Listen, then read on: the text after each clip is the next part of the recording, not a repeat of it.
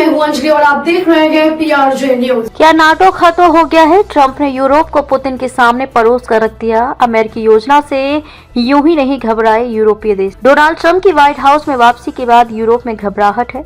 यूरोपीय देशों की सबसे बड़ी चिंता नाटो को लेकर है, जिसके बारे में कहा जा रहा है कि ट्रंप इसे खत्म कर रहे हैं।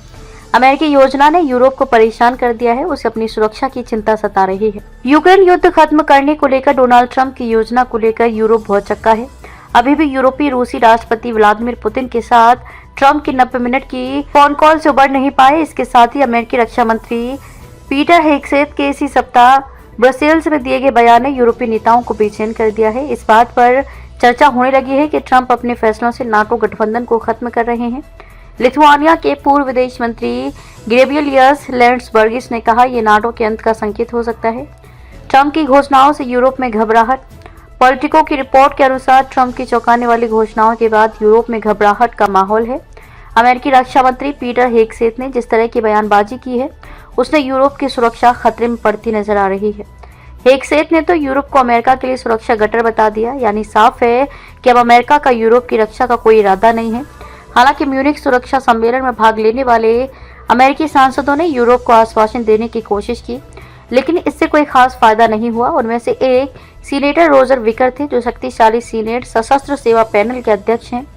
विकर ने पॉलिटिको से कहा कि हेगसेथ ने ब्रसेल्स में एक नौसिखिए की गलती की। मुझे नहीं पता कि उनका भाषण किसने लिखा, लेकिन यह टकर कार्लसन द्वारा लिखा जा सकता है। कार्लसन एक मूर्ख है। अमेरिकी उपराष्ट्रपति का भी यूरोप पर हमला। विकर ने यह भी कहा कि हेगसेथ ने अपनी कुछ कठोर टिप्पणियों को वापस ले लिया है, लेकिन उन्होंने अभी तक ऐसा नहीं किया है, जिससे यूरोप की अमेरिकी सुरक्षा गारंटी खोने की बात आती है। इस बीच अमेरिकी उपराष्ट्रपति जेडी वेंस ने म्यूनिख सुरक्षा सम्मेलन में एक और बम फोड़ दिया। उन्होंने यूरोप के संबंध में खतरे के बारे में बात करते हुए कहा, ये रूस नहीं है, ये चीन नहीं है, ये कोई अन्य बाहरी अभिनेता नहीं है। जिस चीज के बारे में मुझे चिंता है वह भीतर से आने वाला खतरा है। अमेरिका के बाद कहाँ जाएगा यूरोप? यूरोप के लिए समस्या यह है कि वह अब तक सुरक्षा के लिए अमेरिका पर निर्भर रहा है, जिसे संकट के समय बुलाया जाना अपरिहार्य है।